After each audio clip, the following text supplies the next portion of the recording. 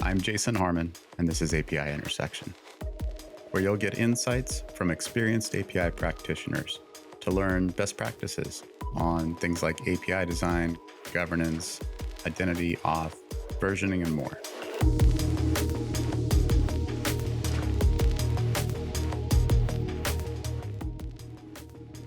All right, welcome back to the API Intersection podcast.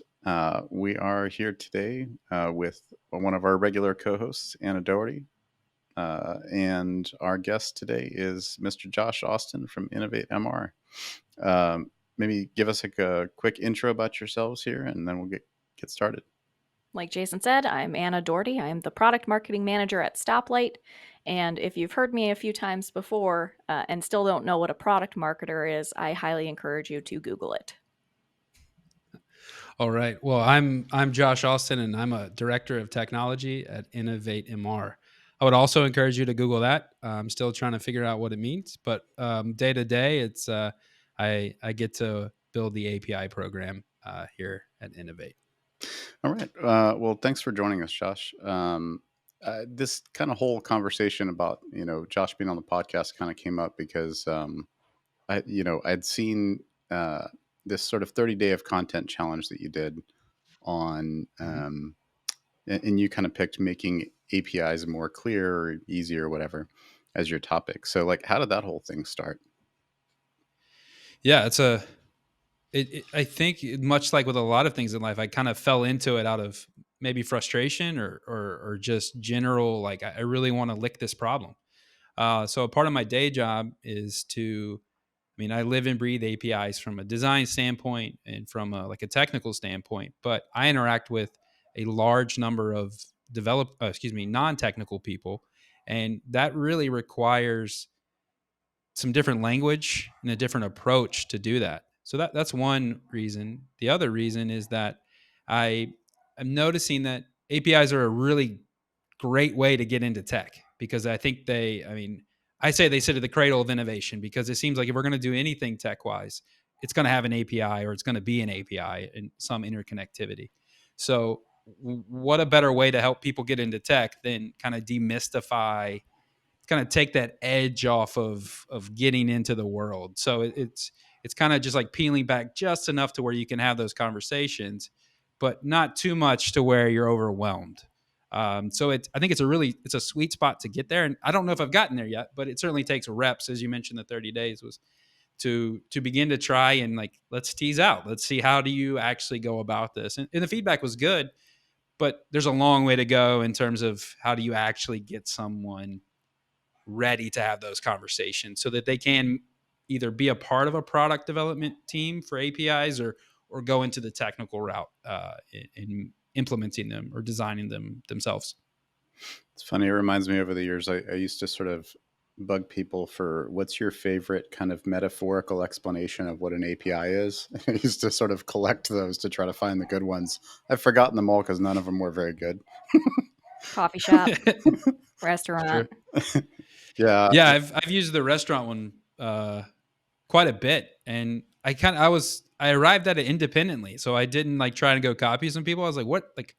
Again, it's hard to figure out what even spans just the West, like what goes to what metaphors are kind of global, and eating, like we all love that, and we all have restaurant experiences. So it seems like it's okay, but it loses steam after a while. You certainly getting that deep into the pool, and you're like, we're gonna have to start talking a little more concrete here.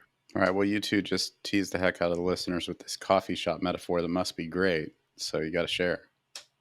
How does that one go? Yeah, you could use coffee works just fine. Any restaurant, food that whatever. You're gonna have. Yeah. Either way, it's at the end of the day, you end up placing an API as the waiter or the waitress that kind of delivers and communicates and acts as your proxy to the kitchen, because that's why you're there, right? Like, you're there to eat, but you're getting a whole lot more. And you could have the best food in the world, right? But if your meal is cold, or you can't communicate and get what you want, it doesn't matter if you have a Michelin chef or not. It's going to be a poor experience. So, and I think that's a good metaphor for APIs as a product, because it's not just what someone in their basement codes away and throws up on a Lambda function, right, and calls it an API.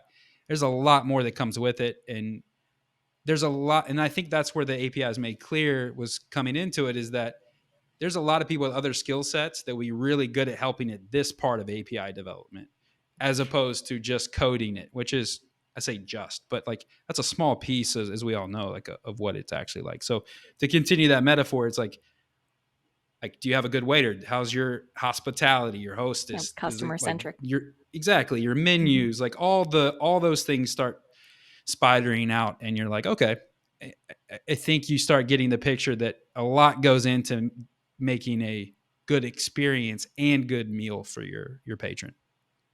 Yeah, that always, it's like people will say developer experience, and I've learned to ask them, do you mean a developer portal or actual developer experience? Because so many places that's the organizational name for the portal builders. But yeah, in full stop, there's a lot going on. So I think my particular fascination with this, content challenge that you did, and really shared, really good, interesting, bits. And I love that some days you're like, the best I can pull off is a quick video. It's not a full post or anything, right? Like you got to fill in the Yeah, blanks. But, absolutely. my experience has always been that, when you try to go share what you know and kind of teach, you always end up learning more than you taught anyone. So I'm particularly interested to, get your introspection on like, what did you learn out of that experience? And, what can we all maybe kind of glean from that experience so that, we're better teachers ourselves? Yeah. Yeah. Well, I would say the first thing I learned is that writing content every day is hard. So it's that's not API related, but just when you're really trying to set out to have a good, like a coherent, I don't want to say course, but really a path that you're driving someone down, it takes a lot of time. So and a lot of energy. So the number one thing is make sure you're ready, make sure you have the space, and make sure you give yourself the freedom to not post 100% content, like just, to the nines. But what I learned is that, And don't get held to a post a day, because you probably can't keep it up for a day job, right? yeah, exactly. It's so, yeah. I mean, it was part of it is I did it because I said I was going to do it, and I'm tired of letting myself down that way. So I'm gonna finish it. But I hated Love posting it. on the weekends. It was awful. But nonetheless, But I think what I learned about, in terms of like APIs and things, like from that small piece of the content, it was really that you've got to have enough experience to where you know what wrong looks like, because you're really trying to steer the reader away from bad practices as much as you are trying to steer them to good practices.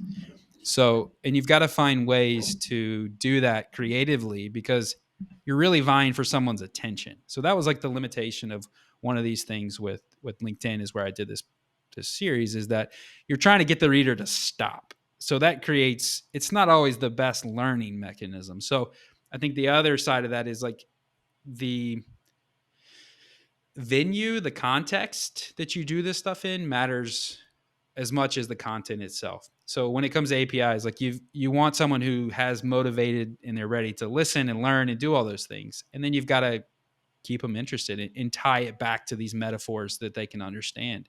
Because I wanted to, I mean, I think specifically, Jason, it would be like, we have a lot of acronyms, a lot of language that we just regurgitate.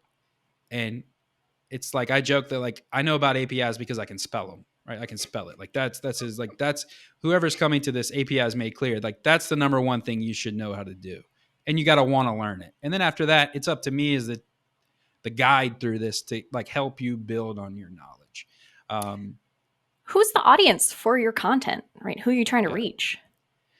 Yeah, so I'm trying to reach business professionals that are dealing with APIs, but don't have the technical background, but they found themselves in a position of like, I can no longer avoid it.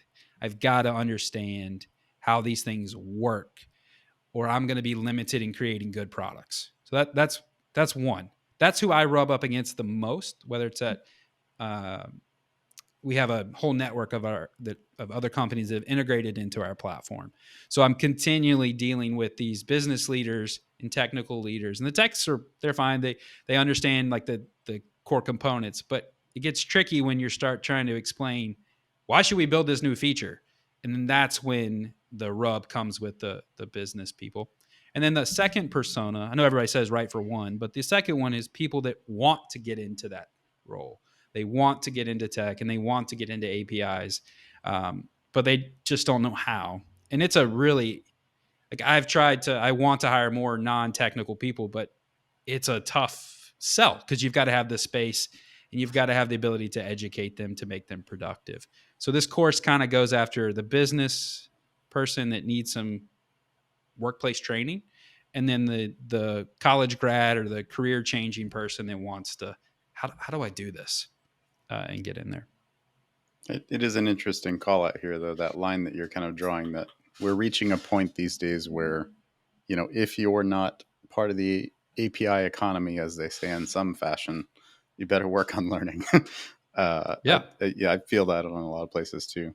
By the way, Anna, you must be snickering to yourself right now, hearing us, tech leaders sit here talking about how hard content is. Well, yeah, that's exactly what came to my mind. Is one of the hardest parts of creating a training program is creating a training program. It's so hard to just get the content out there. So just making yourself do it every day for 30 days, I'm sure you are really proud of having an output that reaches people. Yeah, absolutely. The feedback was better than expected, and so that was a icing on the cake. I really, like, part of this was really to understand, as Jason, you mentioned, like, what do I know, but like, how do I, like, it's really the next level of teaching when you can translate it locally and whatever that means, right? So I find it to be incredibly difficult, but very rewarding. So I enjoy just being able to go, oh, I think I got that one, or I swung and I missed on another one. I'm like, man, this one didn't get any feedback. I must have not, like, did I not explain it well, or was so it just gives you stuff to start tweaking. I mean, we talk about design, all this stuff. Like, you got to get that downdraft to start working with. So that was my downdraft. And now I'll take it back and, build version 2, so to speak. And hopefully it'll be helpful to people. So what was these two camps? Go ahead. Yeah. What was the highs and lows? What did best in terms of kind of engagement and folks wanting to know more? And then what did worst in terms of just landed flat and you thought everybody wanted to know? Yeah. So what did well was the APIs and innovate. Like, why do APIs matter? That was the one that did the best if we talk about engagement.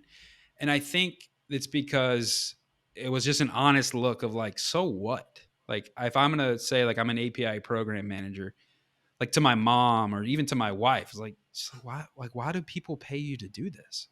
And I think getting at the core of, like, this is why they matter. This is how you use them. Not like, this is how you benefit from them in today's connected world. So the piece that got the most engagement, or the one that I was proud of, was the piece about why do APIs matter, and that almost felt like a justification for my job and for this industry. I don't know. That sounds grandiose, but why, the place that APIs have at the table now, and so that felt good, and it felt good that people resonated. So that means that, like, there's an appetite out there for people to learn more about that. So that was great. The piece that did the poor, like, that I was surprised by, wasn't APIs related. It was about leadership and giving and taking time. And I was like, this is like an essence of leadership and nothing. So I was like, I don't know if it's like oversaturated on LinkedIn about that kind of stuff. Oh yeah. But then with the piece on API specifically that I want to get back into was, I think it's a understanding I don't say, like, async and synchronous, like request and response, like this idea of, like, this conversation you're having, if we're going to call them digital conversations, like, actually figure out a way, like for example, I wanted to highlight that we have timeouts in conversation, right? Like, if I say hi to you and you don't say hi, I'm eventually going to walk away. Mm-hmm. Right? So, like, there's a timeout, and, like, that same metaphor continues in APIs. Like, you get a chance to respond to me, but if you don't, I got to do something about it. So really trying to, again, take these concepts that we experience and show how everything in tech really follows the real world. That was another thread that I was trying to drive home, is that if you see something or experience something in the tech world, chances are it's modeled after something earthy and physical, because we're just really good at imitating things and copying and pasting as humans. And don't get me wrong, it's incredible. But at the end of the day, we take what we know and we put it other places and we try to iterate on it. So there's plenty of work to be done, but I think in the end it was fun to do, and I'm not signing up for any more 30 days of content for a while. I can tell you that. Yeah, you're braver than me in the first place. I don't think I know I couldn't commit to it. It reminds me though, and I think this is, it's an interesting one for people that are looking to hire and try to figure out kind of who knows something. It's one of my favorite starter questions for someone in kind of the API space is like, why do APIs matter? What's the relevance? What does this mean to the industry and the world? I don't use it that much anymore because I feel like, it must be better now. But it's funny when I talk to folks like you and that having this experience that I go, oh, maybe I should, because it's like, yeah, I mean, more voices. There's like a moment where you get it right, and people that haven't reached that yet, shouldn't be in charge of it. But, which I suppose goes to hiring and all that. But I don't know that you want to go there. What was the thing that you hoped that? I mean, you kind of touched on like what people are going to take away from this, but I guess when you kind of started, is it helping get more people into this topic, and what did you hope for in the beginning, and did that pan out? Yeah, I mean, selfishly, I was hoping to put myself out there as someone who knows something about APIs. To be quite honest, like it's becoming unavoidable, I think, as a career move, to kind of like take charge of your own career. And I think like these conversations, like some of the examples I've used and some of the stuff in this content, like they've been practiced on with real people in real situations trying to explain things. So I was like, all right, let's find out how well this kind of works, and set up myself as a, someone who, if you have an API question, let's talk about it, because I genuinely enjoy like discussing this. So what I hope to get out of it was things like this, where we get to talk to people who are, chest deep in the API space. And that comes with more connections, more conversations about this stuff. And I get to learn along the way, right? I get to learn. It's not just about what I put out there. It's like, oh man, like this guy, like I've read some amazing articles recently about other people doing very similar things. And it doesn't feel competitive because there's a ton of courses out there to learn this stuff. So it's just like, let's see how this works, and try to meet some people along the way. So I think that's like mission accomplished, but certainly not done. There's plenty more to chew. Let's say someone played this episode for a product manager who isn't API specialized right now. What advice would you have for them to get started on that route? So that's an excellent question. A product manager who basically needs to get API'd up. They need to get it ready, man. First thing is go check out Stoplight. I was just gonna joke, but no. The first thing I would do is that you've got to go slow as smooth and smooth as fast, because the underlying thing with APIs, right, is that we all are aware that when you ship an API and you produce something, you put it out there, you're essentially creating a relationship and a dependency and a vulnerability between two companies or two people, right? So if you're a product manager, you've got to understand that the actions you take, you can't just change a screen or change the way the colors look or all this kind of stuff, and these people are going to be okay. So you've got to get in the mindset of their first job is everything you design first is DevRel, because when you produce an API, you're dictating to other companies how they have to interact with it, what they're going to do with it, how they're going to support it. So I would say you have to go slow and understand that you have to be really judicious and deliberate about what you ship. And while the idea of failing fast is important and things like this, but you want to have a good idea where you want to go. So I don't know if that's very practical, but the first piece would be you've got to read up on like what an API is, and part of this API is made clear. Things will help do that. the other piece is to find other people like myself that are in this boat, and you can talk to them and understand to get this cross pollination of ideas, right? I don't want to say consultancy, but it's almost like a peer group or a user API user group of sorts, right? Which there's a ton of flavors for that. But then it's to really start thinking about APIs and what relationship am I going to extend to these other companies, and how do I do that in a controlled way? Because the worst thing you want to, maybe not the worst, but a very bad thing to do is go too quickly because you want to go to market, and you've realized like, oh shoot, we didn't do this right, and now you can't just change the color or the where the button is, but you've got to go get all these other people to reintegrate against your API, which they're not always willing to do, which means you've just now impacted your business revenue flow or stability with that. So that's something I face a lot in my day job, is where I inherited a lot of an older legacy API, and we're trying to bring it up to design first and new thing like actual REST, and getting these dozens of people that have already integrated to change, that is a significant task. So a product manager is go slow, learn the basics, meet people that you can ask who've been there before. Kind of like I don't know, that might be a recipe for a lot of new hires, but I would just say you've got to be really deliberate when you're designing API products.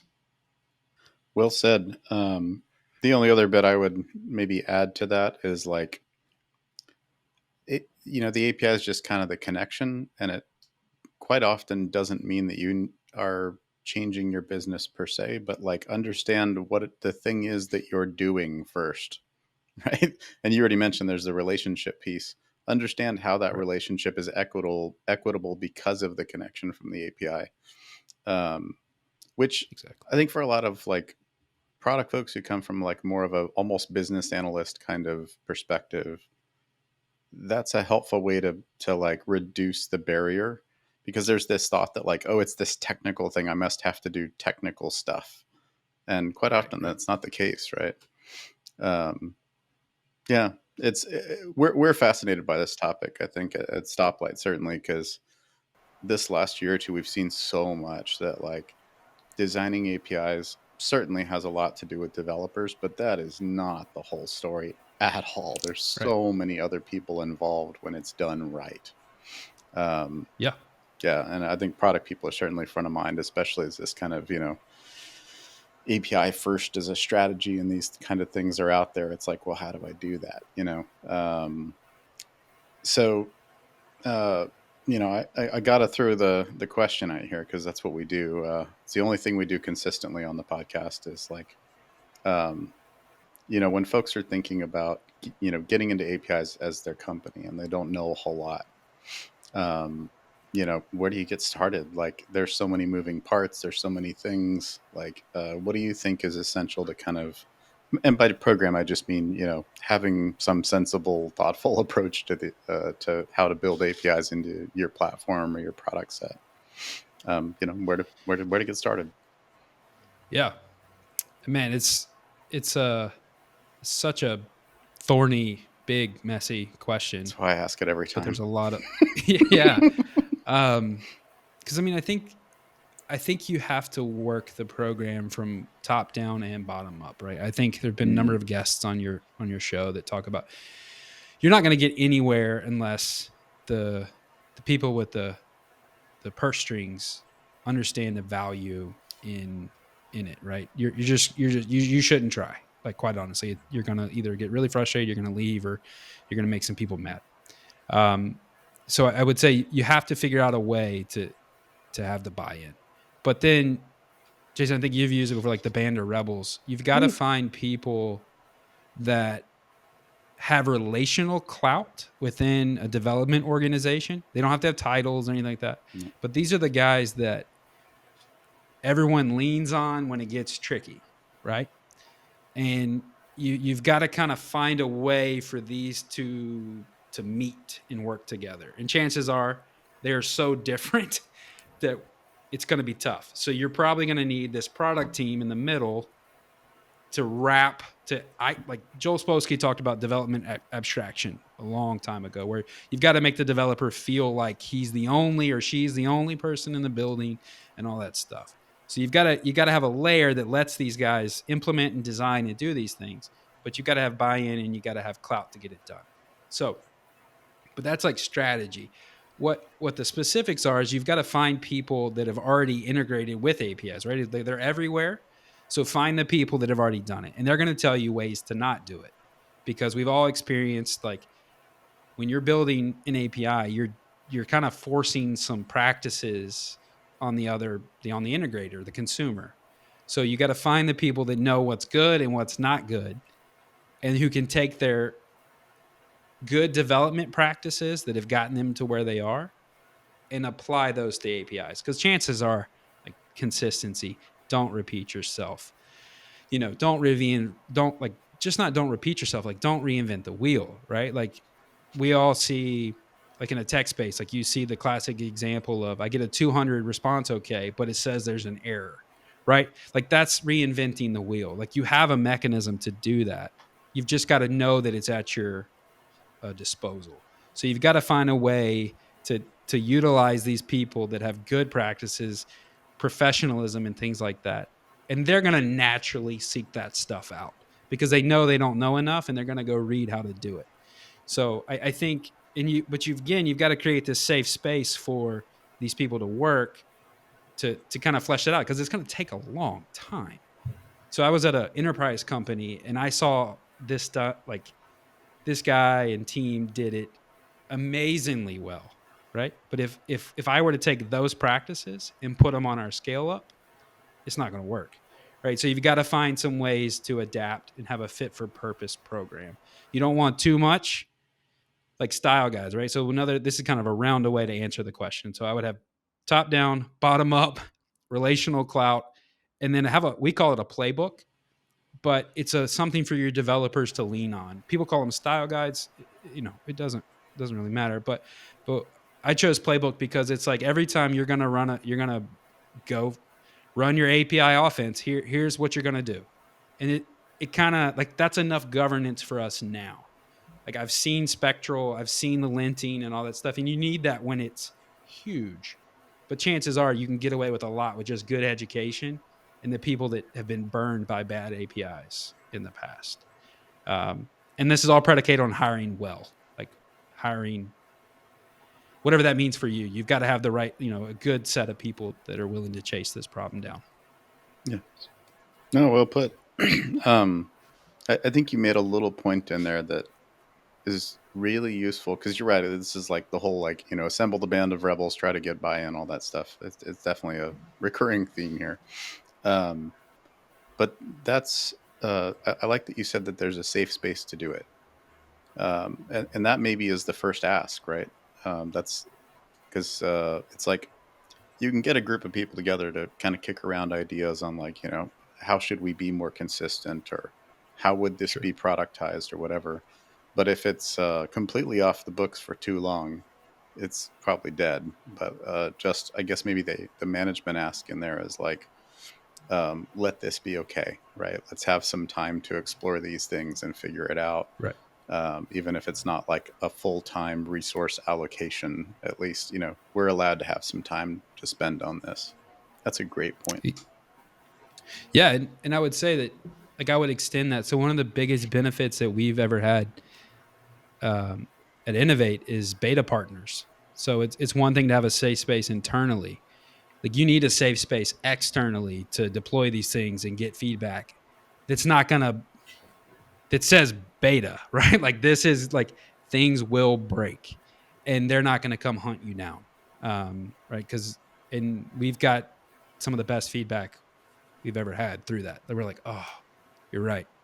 And the other piece of that is, like, the way computing is changing. I don't know if people have talked about this, but, like, we bumped up against it to how you design your APIs for, like, serverless architecture or serverless consumption. Like, it's starting to begin a thing of, like, well, like, you might do things a little differently if you're using, Lambda, or if you're using, like, you're still in a monolith, like, whatever the case is, like, you got to have some flexibility there. and you're not going to figure those out until you get some people with real API keys and they're hitting this thing. Yeah, I always, I don't know, beta, like, I feel like it's such a loaded term. So I always end up calling this like early access. But, Sure. I've told plenty of people, like, if you spend, 6 months, a year building up all your API stuff and you launch it externally and no one's ever written code against it, you're probably in trouble. And like Yeah. getting that trusted group early to say, hey, here's this thing. This is what we think good looks like. You tell us if it's not. And Right. don't rely on this until we say it's, generally available. It's a dose of good old school product management of like, Exactly. show it around before you commit to it. Oh man, Sure. that single thing makes such a huge difference. So Right. And it almost is like an afterthought of like, because if you build it like that whole thing of like, they don't necessarily show up, right? You've got to entice someone in there to like reward them for that feedback and that pain of like, of that early access. Absolutely. Pizza and beer can accomplish so many things. Simple incentives. That and Global Amazon gift currency. cards. Yeah. There you go. Find some Absolutely. small incentive to get that input. I love it, man. I think all very practical advice, and I love all the perspective from kind of engaging with the community that you've done, and can't wait to see more from you. Yeah, well, I appreciate you guys having me, and it's fun to talk about these things and with people who kind of like to get it, and like you can nerd out a little bit on all the nuance and the difficulty of the space, but it's getting better, right? I mean, we no longer rely on the Twilios and the Stripes to have good APIs. Like the tide is rising, so I'm excited about it, and it's fun to kind of swim in that ocean a little bit. Awesome. Congrats on 30 days of content. That in itself is an achievement. Huge props. Thank you. Huge props. All right. Well, Anna, thanks for co-hosting again and keeping me from being too boring. And Josh, thanks for taking some time with us, and we really appreciate all the advice. Listeners, as usual, we're all on social media, so bug us if you have follow-up questions from this. And with that, I think we'll call this a wrap. Thanks for listening. If you have a question you want to ask, look in the description of whichever platform you're viewing or listening on, and there should be a link there so you can go submit a question, and we'll do our best to find out the right answer for you.